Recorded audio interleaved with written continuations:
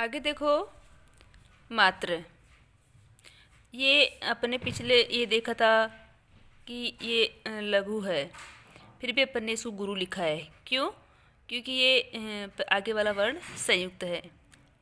इसमें ये देखो मात्र, तो ये तो ठीक है, गुरु ही है तो इसलिए गुरु लिख दिया। अब इसमें ध्यान देने की बात है क्या कि ये क्या है, ये आधा, हाँ ये आधा अक्षर है, ये पूरा अक्षर है और ये पूरा अक्षर है। तो इन आधे अक्षर से पहले ये पूरे अक्षर से पहले ये आधा अक्षर है, तो इसका यहाँ पर कोई है ना लघु गुरु अपन ने नहीं लिखा है। ठीक है, 3 है इसमें, तो अपन ने इसको 2 ही लिखा है, यानी एक एक लघु लघु। यह स्मरण है, तो इसमें की कोई है ना मात्रा की गणना नहीं कर रहे हैं अपन। इस बात का अपने को ध्यान रखना है, ये आगे भी आएगा, आपको कंफ्यूज नहीं होना है। तो जो आधा वर्ण होता है उसकी अपन गणना नहीं करते।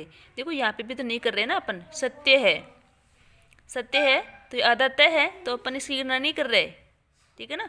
और ये है, और इसकी अपन है ना एक वर्ण की गणना कर रहे हैं। आगे देखो प्रमुख मात्रिक छंद, जो आपके सिलेबस में है बस उनकी कक्षाएं की जा रही है यहाँ पर।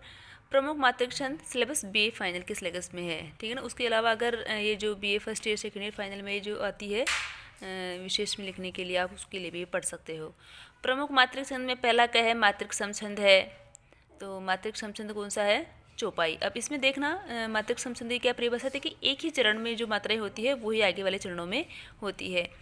यह मात्रिक समछंद है। चौपाई क्या है, मात्रिक समछंद है। आपके एग्जाम में आता है, जैसे मान लो चौपाई किसे कहते हैं, उदाहरण से समझाइए, चौपाई और दोहा को समझाइए। 8 नंबर का क्वेश्चन आएगा, 7.5 नंबर कम से कम होंगे उसमें, तो बढ़ भी सकते हैं कम भी हो सकते हैं, इसमें वो कोई नहीं है।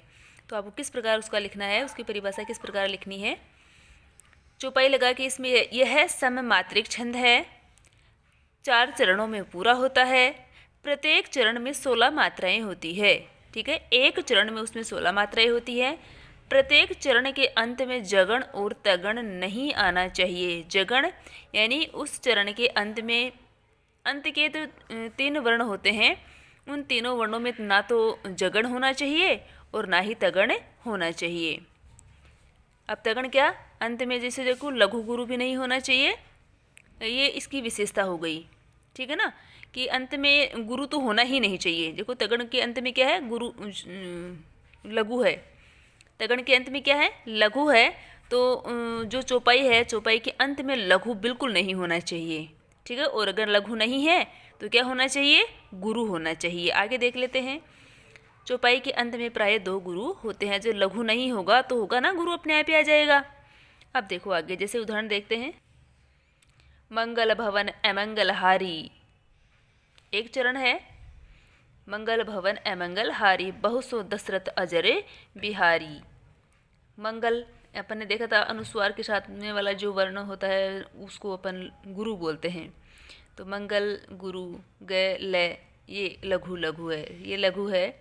और ये मैंने सारा देख लिया था। ये मंगल के अपने, इसको आप है ना वीडियो को पोस्ट करके अच्छे से आप ध्यान देके ना इनको काउंट कर सकते हो। इसमें 16 मात्राएं हैं। ठीक है, ए मंगल हारी, और ये बहु सो दशरथ अजर बिहारी। अजर 1 2 3 है ना, बिहारी ये छोटा है तो लघु आ जाएगा, और इसमें ये गुरु है तो ये, ठीक है। इसमें भी है ना 16 मात्राएं हैं, ये मैंने लिखा नहीं है, वो आप देख लेना। आगे रोला, आपके सिलेबस में चौपाई के बाद में जो दूसरा छंद है वो रोला है। रोला भी देखो मात्रिक समछंद है, इसमें आप कंफ्यूज में मत होना, कहीं इसमें अर्ध सममात्रिक छंद लिखा हुआ है, कहीं इसमें क्या लिखा हुआ है, लेकिन ये है ना मात्रिक समछंद है। प्रत्येक चरण में 24 मात्राएं होती है। इसमें 11 व 13 पर यति होती है। प्राय चरणांत में 2 गुरु रखे जाते हैं। ठीक है, परंतु ऐसा होना अनिवार्य नहीं है। अब ये इसमें मुख्य भेद है। देखो अपन ने चौपाई में देखा, अभी क्या चौपाई में देखा, इसके अंत में प्राय 2 गुरु होते हैं। ठीक है, इसमें 2 गुरु होते हैं। प्राय मतलब कि प्राय है, ये हो भी सकते हैं और नहीं भी, यानी अधिकतर। प्राय शब्द का अपन अर्थ लेते हैं कि अधिकतर, कि इसके अंत में अधिकतर है ना 2 गुरु रहते हैं, और जो है इसमें लघु नहीं आता। अब रोला में क्या कह रहा है कि चरणांत में 2 गुरु रखे जाते हैं, परंतु ऐसा अनिवार्य नहीं है। ठीक है, अनिवार्य इसमें भी नहीं है और अनिवार्य चौपाई में भी नहीं है। अनिवार्य इसमें क्या है, ये मात्रिक समछंद है और इसमें 24 मात्राएं होती है, प्रत्येक चरण में 24 मात्राएं होती है। और जबकि चौपाई में प्रत्येक चरण में कितनी मात्राएं थी, 16 मात्राएं थी। चौपाई के एक चरण में 16 मात्राएं थी और रोला के एक चरण में कितनी मात्राएं हैं, 24 मात्राएं हैं। उदाहरण देखो, हे देवो यह नियम सृष्टि में सदा अटल है, रह सकता है वही सुरक्षित जिसमें बल है। देखते हैं इसमें, ये मैंने इसकी जो मात्राएं हैं वो गिन के लगा दी है। अब रोला में देखो क्या कह रहा है कि इसमें 11 13 पर यति होती है। ये मैंने इसमें ये नहीं बताया आपको कि कौन से चरण में होती है। इसके पहले चरण में, पहले और तीसरे चरण में, ये तीसरा चरण है, यहाँ से लेकर यहाँ तक पहला चरण है, यहाँ से लेकर यहाँ तक ये पहला चरण है और यहाँ से लेकर यहाँ तक ये जो है तीसरा चरण है ना। तो इसके पहले चरण में 11 मात्राएं होती है और दूसरे और चौथे चरण में क्या 13 मात्राएं होती है। गिनते हैं अपन, चलो देखो। हे गुरु है, दे गुरु है, वो गुरु है। हे देवो यह लघु लघु है, नियम लघु है, ठीक है ना। तो इसमें देखो 2 2 4 2 6 7 8 9 10 11, ठीक है। तो इसमें कितनी मात्राएं हो गई, 11 मात्राएं हो गई। तो ये तो देखो अपन ने चरण लिखा था कि पहला चरण है, ठीक है ना। और इसके बाद में देखो सृष्टि में सदा अटल है, ये दूसरा चरण है। तो दूसरे में ये स, यद्यपि देखो इसमें ये इसका ये आधा है, लेकिन इसके आगे भी तो अपन देखते हैं ना कि ये भी तो संयुक्त व्यंजन है, ठीक है ना। अब इसके तो देखो ये छोटा है, ये है ना, तो ये लघु ही आना चाहिए अगर इसको अपन नहीं देखते हैं तो, ठीक है। इसे बिना देखे हुए अगर अपन श्रेय को देखते हैं तो ये सिर्फ लघु है। लेकिन इसके आगे जैसे ये संयुक्त व्यंजन आ गया, तो संयुक्त व्यंजन से पहले वाला वर्ण क्या होगा, गुरु होगा, चाहे वो मात्रा हो उसके चाहे मत हो, ठीक है ना। तो वो गुरु ही होगा, तो इसको अपन गुरु बोलेंगे। ये टी अपने आप ये छोटा है तो इसमें लघु है, ये गुरु है, ये लघु, ये गुरु और ये है, ठीक है ना। तो इसमें अपन गिन लेते हैं, इसमें 13 मात्राएं हैं। तो इसमें कौन सा जो छंद हो जाएगा, रोला छंद हो जाएगा।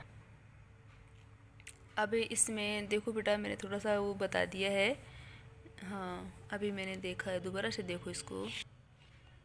जब ये रोला अगर देखो मात्रिक समछंद है तो अपन ने मात्रिक समछंद की परिभाषा क्या पढ़ी थी कि प्रत्येक चरण में मात्राएं समान होती है, ठीक है ना। तो प्रत्येक चरण में तो ठीक है ये मात्राएं समान हो गई, लेकिन ये जो रोला है वो पूरा 4 चरणों में हो रहा है, ठीक है ना। तो इसके एक चरण में मैंने कहा लिया लिखा प्रत्येक चरण में 24 मात्राएं होती है। प्रत्येक चरण में कहाँ हो रही है, प्रत्येक चरण में, एक चरण में तो 11 मात्राएं हो रही है, ठीक है ना। और इसमें 11 मात्राएं हो रही है, यानी एक पंक्ति में 24 मात्राएं हो रही है। इसमें अपने को ये ध्यान रखना है। तो बेटा ये मात्रिक समछंद नहीं होगा, रोला मात्रिक अर्ध समछंद है। ये अपन ने उसकी परिभाषा देखी, ये देखो अपन मात्रिक और अर्ध सम मात्रिक में परिभाषा देखी थी। सम मात्रिक में चारों चरणों में समान मात्राएं होती है, चारों चरणों में। जैसे वो अपन ने चौपाई की परिभाषा देखी थी, चौपाई के जो उदाहरण देखा था है ना, तो उसमें 16 मात्राएं होती है एक पंक्ति में, ठीक है ना। एक पंक्ति में 16 मात्रा है, दूसरी में भी 16 मात्रा है, तीसरी में भी, है ना। 4 चरण है और चारों में है ना एक में 16 है, दूसरे में भी 16 है, एक हर चरण में 16 मात्राएं हैं। तो वो तो सम मात्रिक छंद हो जाएगा। अर्ध सम मात्रिक छंद देखिए विषम तथा सम चरणों में समान मात्राएं होगी। देखो विषम में अपन ने 11 मात्राएं देखी थी अपन रोला में, है ना। विषम में 11 है, विषम में जो पहला चरण था उसमें भी 11 थी और तीसरा चरण था उसमें भी 11 थी।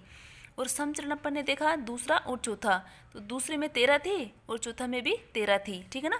तो विषम तथा सम चरणों में समान मात्राएं, तो इस विशेषता के आधार पर अपन जो रोला को है ना क्या कहेंगे, अर्ध सम मात्रिक छंद कहेंगे, ठीक है। वैसे देखो उस किताब में रोला को सम मात्रिक छंद बताया गया है, लेकिन देखो विशेषता के आधार पर रोला सम मात्रिक नहीं होगा, रोला अर्ध सम मात्रिक छंद ही होगा। ध्यान रखना है अपने को, क्योंकि देखो विशेषता आ रही है, इनमें भी तो जो है फ़र्क हो जाएगा ना। अपन ये देख रहे हैं, देखो इसमें जैसे अपन ने चौपाई देखी, चौपाई सम मात्रिक छंद है, चौपाई सम मात्रिक छंद है, क्योंकि देखो इसके हर चरण में 16 मात्राएं हैं। पहले चरण में 16 मात्रा है और दूसरे चरण में भी 16 मात्रा है ना। और अब रोला में प्रत्येक चरण में कहाँ सम है, चारों चरणों में समान नहीं है। इसमें देखो इसमें 11 है और इसमें 13 है, ठीक है ना। तो चरणों में अलग अलग हो गई ना, इसमें 11 आ रही है और इसमें 13 आ रही है ना। तो एक ही पंक्ति के दो चरण हैं, दोनों में विषम मात्राएं हैं, ठीक है ना, विषम मात्राएं हैं। अब विषम मात्रा एक पंक्ति में अलग अलग मात्राएं हैं, पूरे जो है रोला में थोड़ी अलग अलग मात्राएं हैं। तो जो समचरण है उसमें समान मात्राएं हैं, ठीक है ना, ये समचरण है इसमें समान मात्राएं हैं, और ये विषम चरण है इसमें भी समान मात्राएं हैं, ठीक है ना। तो एक जो रोला है उसमें 4 चरण होते हैं, चारों चरणों में से जो 2 चरण होते हैं उनमें समान होती है और 2 चरण होते हैं उनमें समान होती है, ठीक है ना। तो देखो अर्धसम हो गया ना, यहाँ पर तो समानता है लेकिन यहाँ समानता नहीं है, ठीक है ना। तो ये है ना रोला क्या हो गया, अर्धसम मात्रिक छंद होगा, और चौपाई क्या है, सममात्रिक छंद है। अब आप यहाँ समझ सकते हो सममात्रिक छंद में और अर्धसममात्रिक छंद में। बेटा ये सममात्रिक छंद नहीं है, रोला अर्धसममात्रिक छंद है। आगे देखो, निर्बल का है नहीं जगत में कहीं ठिकाना, रक्षा साधन उसे प्राप्त हो चाहे नाना। जो कमजोर व्यक्ति होता है, अब ये तो छंदों में अपन भाव वर्ग तो देख ही नहीं रहे ना, छंदों में अपन केवल और केवल वर्ण देख रहे हैं, केवल वर्ण देख रहे हैं। निर्बल, अब ये देखो है लघु, लेकिन अपन इसको गुरु गिन रहे हैं क्योंकि ये अर्धवर्ण है, ये जो संयुक्त व्यंजन है इसके साथ में। का है नहीं, इसमें 11 मात्राएं हैं, इसमें 13 मात्राएं हैं, कुल मिला के 24 हो जाएगी, तो ये अर्धसमात्रिक हो जाएगा दोहा।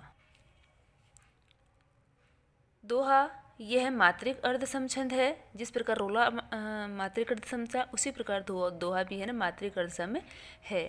क्वेश्चन आ जाता है अपने एग्जाम में कि दोहा को समझाइए, दोहा को उदाहरण सहित समझाइए, है ना। तो आपको इस प्रकार ये लिखना है, यह मात्रिक अर्धसम छंद है, यह 4 चरणों में पूरा होता है, प्रत्येक पंक्ति में 24 मात्राएं होती है। जैसे रोला है उसकी 2 पंक्तियां तो ऐसे की ऐसे ही है ना, प्रत्येक पंक्ति में 24 मात्राएं होती है, और प्रत्येक पंक्ति में, अब ये ध्यान रखना है, प्रत्येक पंक्ति में 24 मात्राएं होती है बेटा, चरण में मात्राएं नहीं होती, मात्राएं होती है लेकिन प्रत्येक चरण में 24 नहीं होती, एक पंक्ति में है ना 24 मात्राएं होती है। प्रथम व तृतीय चरणों में 13 मात्राएं होती है, जबकि दूसरे और चौथे चरण में 11 मात्राएं होती है। 11 यानी 11, ये 2 इसलिए लगाया कि ये शब्द 2 बार है। दूसरे व चौथे यानी समचरण हो गया ना, दूसरा और चौथा, उसमें 11 मात्राएं होती है। उदाहरण देख लेते हैं, राम नाम की लूट है, लूट सके तो लूट, अंतकाल पछताएगा, प्राण जाएगा छूट। गिन लेते हैं अपन, गुरु है लघु, गुरु लघु, गुरु गुरु लघु और फिर गुरु। गिन लो, अपन ने क्या विशेषता देखी थी कि विषम चरणों में 13 मात्राएं होती है, अगर इसमें 13 मात्राएं हैं, 2 3 4 5 6 7 8 9 10 11 12 13, ठीक है, इसमें 13 है आगे। और समचरण ये पहला है विषम चरण है, और ये तीसरा है विषम चरण है।